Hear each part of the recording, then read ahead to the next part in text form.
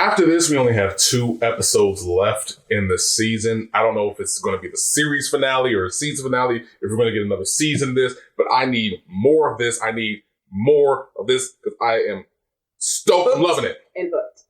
This is what had happened on Lovecraft Country, episode 8, Jig-A-Bobo. Play the music.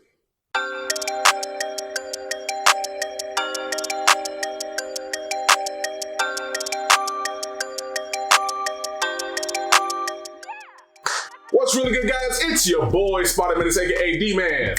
Your man. I'm sitting here with my sister, my day one, the one who holds it down for me, my co-host, Daria. Say what's up, Daria. What's up, Daria? And welcome to our little Lovecraft Country recap. We are on episode 8, only got 2 more after this, reportedly, and things are already heating up. Before we get started, y'all know the drill. If you'd like to see the channel continue to grow and thrive, please make sure to subscribe to us. Hit the bell icon so you can get confirmation and notifications of every video that we produce and bring to you, ranging from movies to video games to wrestling. So whatever we find absolutely interesting, we want to bring it right just to you. Right just to you. That was bad grammar. And like any of the content that you do enjoy, because that does help us. And comment down below, because we do like to hear from you, our HEELKAIJU faithful. Now, let's get it going. Episode 8, Jig-A-Bobo. It's a lot to cover on this episode. Was, just like every other one so far, has been a lot to cover, and we have been revamping to make it a little bit easier for us to bring it just to you. But this one, we had some storylines converge. We had some that still need a little bit of closure, a little bit of more seasoning as they come out, but things are really heating up. This one is all about D. This one, I mean, we had other, because there's no one central character, but like this one is all about D, and we get some stuff, some fallout from last episode. A lot of fallout from last episode. If you really think about it. But if this is your first time watching us, here's how we do things. What we will do is we'll give you a brief, as brief as we can make it, a brief rundown of what happened with spoilers, telling you everything that happened in the episode, all the important little bits and pieces here and there, and then we follow it up with our review, our outlook on it, what we think is going to happen, what has happened already in the series so far, and then we just let it end right there. So if you are watching this, you're paying attention, the title card is going to drop down. It's going to tell you where to skip ahead. If you want to avoid spoilers and just want to hear us talk about the episode without many spoilers, if any, then go ahead and skip to the timestamp on the title card dropping right about now.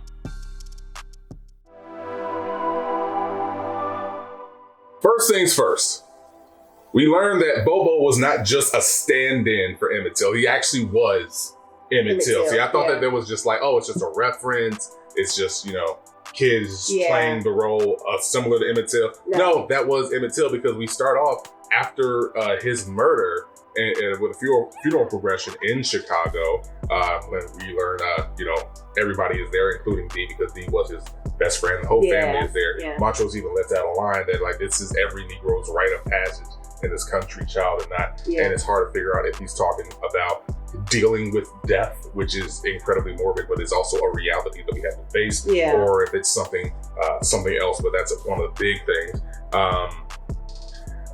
We also learned that Atticus has told Letty about the fact that Hippolyta went into the portal and hasn't come back, and they're trying to figure out, should they tell Dee that her mother might be dead. Letty believes she is. Atticus doesn't think that's real, because Atticus actually did go through the portal, but he never told Letty. No, he didn't. He actually went to, well, never mind, that's spoilers. No, we're spoiling. This is the whole spoiler part. Okay, so Atticus, when he went through the portal, as you remember from last episode, he went to the future. Because remember, Letty lied to him last episode about being preggers. And just said that she had a dream. And then she just talked about what was in the dream, but left out about her being pregnant. Since Atticus went through the portal, that's when he found out that she was pregnant, and that she was going to have a son. And he knew it was his son because, I guess going into the future, his son is a Author, I don't know, famous author, I want to say, or a popular just an author. It doesn't. We don't know about the popular. Yeah, we don't know if he's popular or famous, but he is an author. But he's an author. Yeah, and we'll get into what he's talking about in just a second. Okay. We'll get into it because there is a lot we have to cover before we get to that point. Because this is when we find out that Dee has slipped away from the funeral procession at this time. Yeah. She's left because she is incensed. Because one of the things that we see, one of the things that she sees while they're still lining up, the whole town is there, filling the streets. Police are trying to push people onto the sidewalk. But I mean, like, really, why? Why don't you just like cut off the area? That just, there's a parallel there that we'll talk about later. Yeah. But one of the things that she sees is she sees one ministry, supposedly the Nation of Islam, telling everybody like, no more, they're slaughtering our kids. Yeah. No more, no more. Yeah. And on the other side, you see the more, let's say, Christian Baptist preacher who's like, no, we have to use the law. We have to do it by the book. Yeah, what you brought up, where the parallel is between Martin Luther King and Malcolm X. Yeah, there's very big Malcolm and Martin vibes here. Yeah. But Dee runs off. She gets cornered by the police chief, the same police chief that is part of the Sons of Adam, the lodge. And because they found Dee's book, which we said was left behind, which bookended the episode last week, she has her book there, and they start accosting her, asking her questions about her mom. What does she know about magic? And he casts a nasty ass spell on her for being a bastard. Ugh, disgusting. Use his spit. Cross the room. He must not have heard of COVID. He must not have heard of COVID-19. Woman, you can't say the words. Social distancing, nastiness. But he curses her, and everybody's trying to find Dee at this time because she ran away from everybody. Letty makes her way home, and that's when we have the crossover between Letty and Gia. Gia has now found her way to Chicago, and she is looking for Tick because, again, she knows about the fact that he will die sometime soon. But before we even get to that, Tick is an asshole. Tick is starting to annoy me. Tick is an asshole. This series, he like later on in the episode he got better, but like Tick has gone up my shit list like consistently. I think I after last episode when he used the F word for his father, dropped the F bomb on that, and I was just like, Tick, he started to piss me off. Okay, started pissing me off I kind of didn't want to let that slide, but I was like, I'm just gonna wait and see. Yeah, no, I'm not a fan of Tick. Sorry, you can yell at me. Tick is pissing me off. Speaking of Tick, he has a meeting with Christina. We learned that he and her have decided to meet up at the mausoleum because he wants her to teach him about magic. He's had her card the whole time, that she said. But he now wants her to teach him about magic. And the reason why she asked, like, well, why do you want to know about magic? Her line, after he says, it's my birthright, her line, you don't have enough whiteness in you to sell that entitlement. Yeah. One of my favorite lines of this episode. It was. You don't have enough whiteness in you to sell that entitlement. But he continues to push for it. He wants to learn about magic, and she teaches him that it takes energy, intention, and a body to get perfect alignment. And, she shows him a protection spell. That shows him protection spell. He asks her about what's going on the autumnal equinox. Yeah. That's another little thing about him going into the future, which we'll talk about in a bit. Yeah. But, she's very startled, a little scared, and then tells him, I don't know if this is the total truth, because Christina is in this weird place where she's not exactly a liar, but she's also not trustworthy. And she's not also forthcoming. Yeah. So, like, she might be telling the truth that, like, yes, I'm going to do the thing that nobody's ever done, and that is claim immortality. And we'll tell you why that is not the whole truth again later on when we finish up this. So Christina's kind of sus right now. Christina is incredibly sus at the moment. But Dee finally makes it home, makes it to Montrose's home, and when she does, actually, it's not Montrose's home, it's her house at the time. It is. But Montrose is there, waiting for her, trying to figure out where she's been. And when she gets there, she yells at him. She's like, is my mama dead? Yeah. I know my daddy died. Why y'all lying to me? She locks herself in the bathroom, and when she does, she tries to wash off that little whatever that is. Yeah. Okay, you kind of get the sense, you finally get the sense from Dee. You actually get to feel that pain that she's feeling. She's feeling this pain, this anger. Like, she just lost her dad, and now her mom is gone. She doesn't know where her mom is gone. Got murdered. And then her best friend got murdered. Yeah. So, yeah, she's kind of in this place where she's just, like, in pain. She's angry. No one is listening to her. Everyone basically is talking at her instead of to her. And they did that a lot in this episode. Yeah, but, like, she's trying to take it all into her hands. She locks herself in the bathroom and turns on the radio to drown out Montrose, who is actually trying his best to empathize with her, but she doesn't want to hear it because she's pissed off at everybody. But then when she does, that's when we hear that fun little minstrel song, "Stop That Knockin'," which was horrible. Yeah. But like as the song cuts into whatever song that she was initially playing, that's when we see the initial showing of Topsy and Bopsy, the two little raggedy-headed demons on the cover of Uncle Tom's cabin. And that's when the chase begins, because she runs out, but the last thing that she hears from Montrose is like, "You better make them work for her," because he's talking about white folks trying to, because he was telling the story about how they killed his friend, and how it never ends, because it doesn't just end at the death; it ends at everything that's coming after him. In a lot of ways, it's existential, but like, for a parallel, imagine seeing one of your friends, one of your family members, just somebody in your community to become a hashtag and having to actually litigate their life and death in the public sphere because you have mostly white folk sitting here telling you how much they deserved it, how it was worth it. It was bad, but it's not that bad, and you have to fight even after their death to honor them. And that's kind of what it feels like. And he says, "You better make it work for it." After that, we find Ruby going over to William's house, has a little scuffle with the dude who's trying to police her existence right here. "Are you the maid?" She's like, "I ain't no damn maid." And that's enough to piss him off, apparently, because what he wants to do is he wants to make sure that there is no trouble coming from the dark side of the neighborhood. Let's make it into their little white neighborhood. William shows up. They cohabitate and do the frick and the frick stuff and all that good stuff. I mean, they did. Whatever. Well, they can watch that on their own. They'll watch it on their own. They fricked. But she made sure to take the potion, become a white woman, so William and her white half can. I will say about that scene, that was very telling.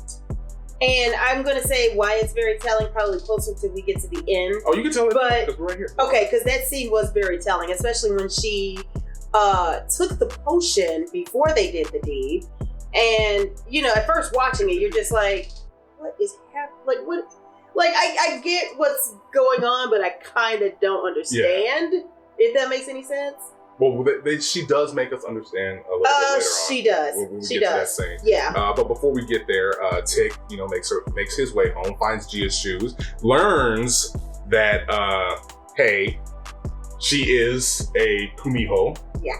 She is a succubus. And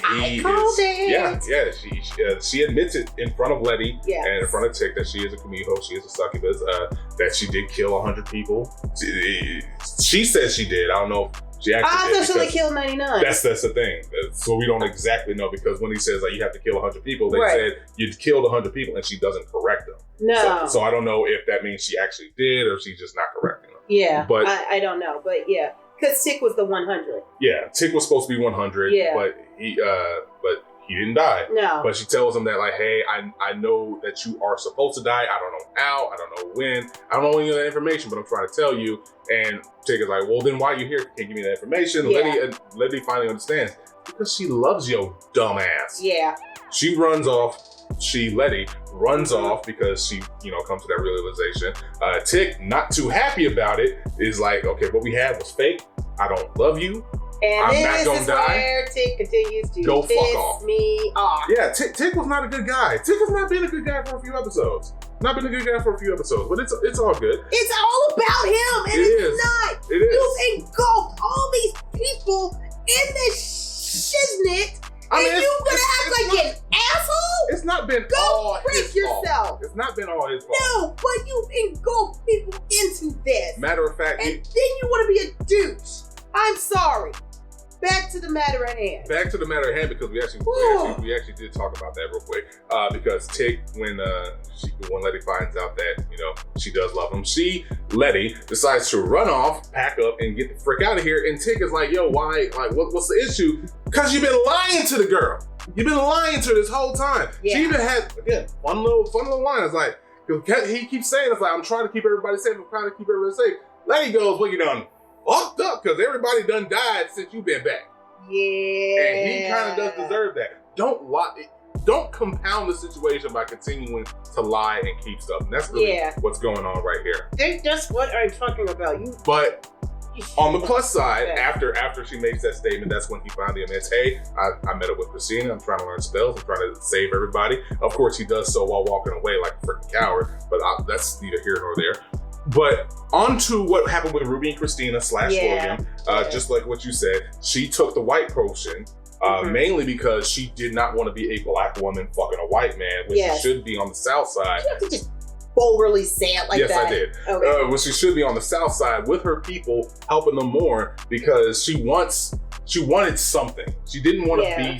She wanted to be safe for once. Yeah, she did. That's really what it is. Because she said this Emmett Till's death took a toll on everybody in their own ways. Yeah. In their own ways. Yeah, it did. But Ruby is like, I want you to feel guilty for feeling safe. I want you to feel what I'm feeling. I want you, because I don't want you to tell me, it's like, oh, do I feel bad? It's like, no, I don't want you to feel bad. I want you to feel guilty. Yeah. I want you to feel pain the same way that I did. Yeah.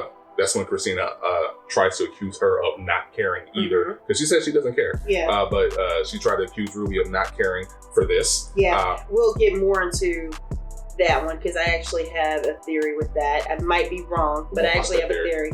But when we get to that part. Oh, we're going to get to that part. Yeah. So when we get to that part, I will tell you guys my theory, because that was a telling scene as well. Yep. Especially when Christina was like, no, I don't understand, but also I don't care. Yeah. And if you want me to be honest, neither do you. That's why you're here. Yep. But we're going to jump just ahead a little bit, because Dee is still wandering and running around. She finds her way to Letty's house, where we see three white girls playing a little jump rope with a little nice little jingle. Topsy with her yellow eyes tries to claw the one she spies, follows them from tree to brook, over, under, every now. I'm not doing it. Topsy has the wildest I'll let you do it. She just wants to dance with you. Jig, jig, jig, jig, jig, jig, jig. Basically, they are announcing that Topsy and Foxy are on their way, and sure enough, they are on their way. She catches up with Letty, who is leaving again at this time, but Letty doesn't want to have nothing to do with it. Yet again. He's trying to tell her exactly what's happening, but she can't do it because it costs her. Cursed. Yeah. It's cursed. She can't talk about what's happening, so she just got to run away, and run away she does. She finds Woody in the backyard. She tries to examine it, because again, that's the last thing that her mother was driving, and she finds it in their backyard, back little garage behind there. But again, Topsy and Bobsy are there, pushes her away. We find out that Tig catches up with Montrose. Montrose out there in the street, drinking from a flask. And that's when we finally get a little bit of reconciliation between them, because he asks first and foremost, like, have you ever cheated on my mom? He's like, no. They finally resolved that from last episode, because even in the beginning of this episode, he still was not messing with his dad. Well, at least with this one, we get an understanding that it's not the fact that he is the way he is, not the fact that he is gay. It is the fact that he still cares so much about his mom. He's more worried about, like, did you cheat on her? Did you do her dirty? Did you do her wrong? And that's when the reconciliation really comes, when Montrose is like, okay, look, I never had that sort of romantic love with her, but she lost everybody in the massacre in Black Wall Street. I didn't have anybody, because I didn't want to end up like my pastor, who got caught with a dude and who got yanked off the pulpit and thrown into an asylum. I'd rather choose life than an asylum or jail and wind up dead. And they just kind of had this connection where it's like, okay, you need a family, I need protection from everybody assuming that I am the way that I am. So let's get together. And he said, like, that familial love is the best kind of love. It's like that's what he was really pushing. Yeah. But it's also when Tig lets him know that Letty's pregnant. He went to the future, and that's when we find out about the book. Yeah. With his son George Freeman. Yeah. we cut through there because Letty is not the only, Tick is not the only one who's messing with Christina. Christina's all over this episode. Oh yeah. More than any other one. Yeah. She's all over this episode. So Tick is not the only one contacting Christina. Letty contacts Christina because she's willing to trade the negatives of Titus's book to her for a protection spell for Tick. Yeah. She refuses, mainly because she already gave Tick a protection spell. Yeah. So instead, she decides to put a protection spell on her and her baby. In return. So we got some more stuff going on there. Yeah. But I'm pretty sure we're going to get into that next episode. We'll probably talk more about that because we don't have any more information about that. We'll have no more information on that. But we do have Dee finally showing up and bowing up, putting her chest out. She's tired at this point. She ends up following the cop who put the spell on her, goes to the lodge and puts the work on him. Like, first of all, is my mama dead? Yes. First of all, is my mom dead? The officer says no. Second of all, she goes, my mom's name is Hippolyta. It's Greek, bitch. I know, but you want to talking about Negroes in there. Yes, I said it, and I'm sorry, but yes, I did not appreciate that. Yeah. Hippolyta is a Greek name. But she has some questions for him, doesn't get any answers for it. No. And instead of helping him, because he's like, I'll get rid of the curse if you give me the orrery. And she's like, you know what, man? Spits on him, says, fuck you, pig, and keeps it moving. And then told him his office stick. So there you go. Told him his office stick. And as she walked out, she was walking out to Naomi Wilder's speech at the March for Our Lives. Yeah. And that was like one of the more powerful moments out there. Yeah, so that's where that saying at the end came from. Yeah, that's where that came from. From a quote from 2018. Yeah, she was only, Naomi Wilder was only in elementary school when she made that speech. And it's really incredibly powerful. Yeah, it was. But before we jump too far ahead, this is where Tick and Montrose, we learn that Tick gets pushed through the portal because he says, all I saw was white people riding, and there was a woman in a hood with a robotic arm shoved the book in my hand, the book that he shows that is written by George Freeman, Lovecraft Country, and he gets pushed through the portal by the woman with the robotic arm, and that's when Montrose makes a deal. He's like, okay, I want to protect my family, I want to protect my son, I want to protect my grandson, I want to protect Letty, so I'll do the spell for you. So he's the one who incites the spell, does it all. We also get a little thing where he's like, I'm dyslexic, so of course I'm going to mix the words around. But he's the one who puts on the spell because, again, you need a body, and I think that's where Montrose makes a sacrifice. We don't know because it's completely off screen when it comes to this, because later on, this is where the climax hits. Dee makes it to the house. She's trying to keep safe from Topsy and Bopsy. Since she can't tell anybody about them, what she does is incredibly smart. She draws their likenesses instead. She does. And she uses her art style, which has been used throughout this whole series to make the comic book. She draws their likenesses likely so that if she failed, everybody knows what happened to her, which is incredibly smart, just like her mother, Hippolyta. But she goes to the basement of the house, locks herself in aside from one door, and she's like, yo, I'm making my stand, using a pipe and beating the crap out of these two minstrel show women chasing her down. Likely, at the same time, the police show up at Letty and Ruby's house. Ruby previously has already admitted that, one, she knows who Christina is. She's the white man that she's been hanging out with. She knows about magic. She knows about the orrery. She knows about Letty has not been telling her she knows about. But I love the fact that she's not holding it over her head. She's just like, bitch, I know. I know. Just say the BS and just tell me. Yeah, just keep it moving. And she did. They kept it moving. Yeah, they did. But the cops show up. They try to serve a warrant because they said that they have Nation of Islam radicals at the house having a meeting. But head cop, they didn't get rid of the protection spell. That motherfucker can't walk through. He could not walk through. And that's when he's like, yo, you know what? I got something for you. He walks away and they just start lighting up the damn house. And here's where it all comes to an end. Atticus is making his way back. All he sees is them firing deep into the house. He walks up on the cops. They're like, yo, put your hands up, gets his hands up.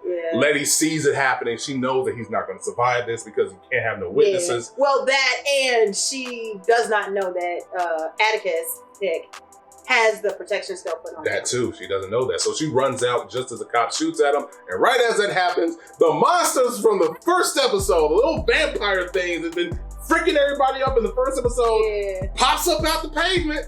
and freaks everybody. There's nothing more to say. They freak everybody up. Yeah, so Antebellum, you want to take some notes? This is how you get up and you run-ish and you take everybody out and you take names. This felt cathartic. I felt catharsis. I did too, especially with the cop that spit on D. Oh, Diana. Yeah. Everybody gets fricked. Every single cop yeah. either gets ripped in half, thrown, get the car. Oh, he got torn apart. Like literally. He died slowly. People get thrown through windows, all the while Tick and Letty are trying to run their way back to the house to avoid monsters and cars and mayhem and errant gunshots and people getting thrown. But like once everything is all said and done, the monster shows up. He's like rolling up to him. You're thinking, oh my God, they about to die. They're not at the house.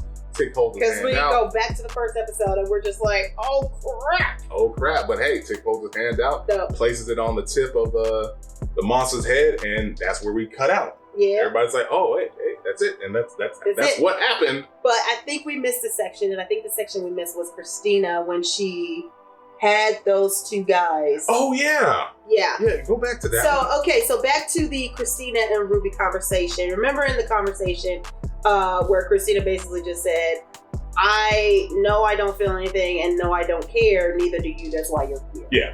Okay. So you took it as, how did you take that? I didn't really take it as any kind of way because I was like pissed off at Christina because it just felt like that was the main basic through line of just how there's a lack of empathy for Black people in this country. This is how I felt it was for Christina. But how did you take it? Okay, so I understand where you were coming from with that because when I first heard it, I understood it, and then when we got to that scene, that's why I kept asking questions because.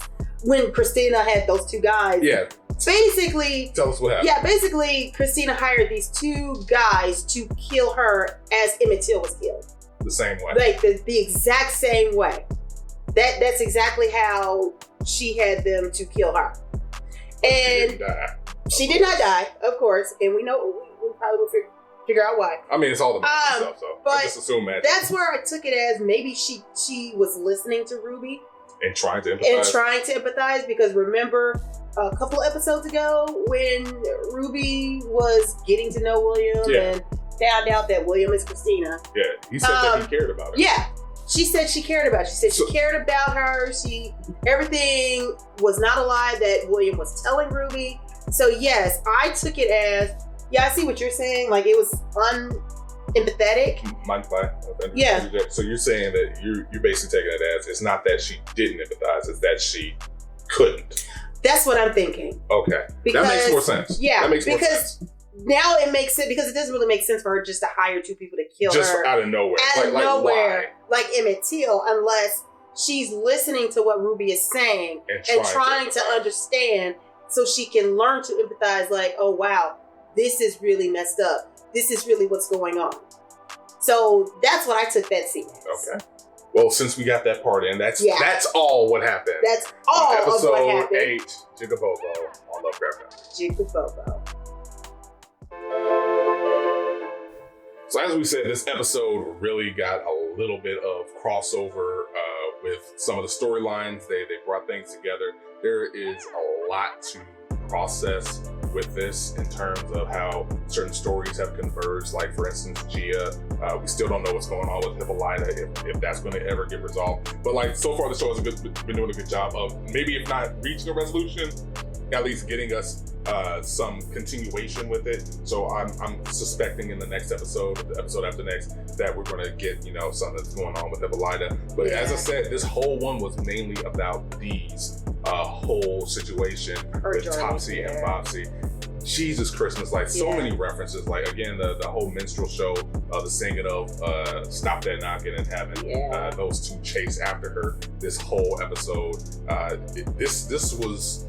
This one, if the last episode started to make me cry, this one got me back to the horror where I hated every single second that those twins were on screen. It was the worst. That was some Us right there. This was worse than Us. Yeah. Because nobody, imagine that. It's not really a spoiler for the whole episode, but like only she could see them. Yeah. Imagine being chased by something only you can see. Jordan Peele, I kind of want you to like get a hold of this whole storyline. He's one of the producers. Can you make a movie about this? Like, I don't mind helping you out. No, we need a movie. I don't want this. I do. I don't want this. I don't want this. But tell me what you feel about this episode. Oh, I always thoroughly, like, this is one of my favorite shows of the year. So I thoroughly enjoyed this episode. I did. I loved that we finally get to see Diana. Already been played. Yeah. I finally was happy to see Diana's journey, what she's dealing with. We finally get to tap into that. So I enjoyed it. Yeah, I was really happy that they didn't try to really push the super hard, strong black woman narrative onto her. She was vulnerable. Yeah. She was scared, and it allowed her to be, because like she was you have to see her as her whole being, and not just as, okay, I'm just strong and that's it. That's the only thing I get to be. Like, she was scared. She was frustrated, angry, just incredibly pissed. Like, there's a part where it's like she just sees two black girls laughing. Yeah. And they're on the south side. Yeah. And they're not laughing at anything particular. Just laughing. They're just happy. Fun, and she's like, how dare you? Yeah. In the face of what I'm feeling. And I get that. Yeah. I fully understand that. Like, some people may say, oh, well, that's toxic. But like, no, what she's going through, she lost her father, her mother is missing, and her best friend just got murdered in one of the most gruesome ways. Yeah. You're going to feel some kind of way. Yeah. And I'm glad that they let her feel all the ways, whether it's from grief, it's from anger at everybody, as you said, talking over her or at her and not to her, and treating her like she is a total person. And that was one of the best parts of this, the way that they handled Dee throughout this whole episode. I will say, I think Ruby might have been the only one that was, because Ruby was the only one looking for her. Yeah. So I think Ruby might have been the only one, had Ruby got a chance to talk to Diana, been the one to really, because Ruby also felt this. Yeah, because Ruby's the one who's supposed to be looking after her. Yeah. She was asked by Hippolyta to look after her. Yeah. And she was also one of the only ones who stayed in line to actually see what Himmatil looked like, because everybody else, Dee ran off before they got to it, because it was a big line, big possession, trying to get into the church to see what happened to Himmatil. And she's the only one who stayed, because everybody smelled it in. You saw everybody's reaction to it. Because that was, if I'm not mistaken, that was true that his funeral did take place in one of the hottest days in Chicago. Yeah, it was during the summertime. Yeah. It was during the summertime. So naturally, I'm pretty sure that smell was in the air, and all of that came to Diana as a child. Yes. I don't know how you can handle that deal with that. You really can't. Yeah. And I think Ruby also felt that, because Letty didn't really... Because they're wrapped up in their own stories. Yeah. And this is one of the best parts, because Ruby, even though she is still wrapped up in their own story, is the only one who's really trying to be empathetic and trying to cover Dee in a particular way, because she is the last maternal figure that she has right around, because Hippolyta is not there, her father is not there, nobody's really looking after Dee in that particular way. But anyway, that is our take on Lovecraft Country episode 8, Jig-A-Bobo. Tell us what you think down in the comments below, if you feel that we may have missed an Easter egg or a reference here and there, or we got something wrong, because again, we do like to hear from you, our Kaiju faithful. Also, head on over to patreon.com/HEELKAIJU, where you can get some updates on the site, the store, and the channel. Also, you can get some nice little merch, because we do have some things in the store. We will give you even discount codes, so you can get some of the stuff that we are wearing during a lot of our videos. So head on over to there and the store at heelkaiju.com/shop. We want to thank you all for watching. Hope you have a wonderful day. We'll have to catch y'all later. Deuces. Bye.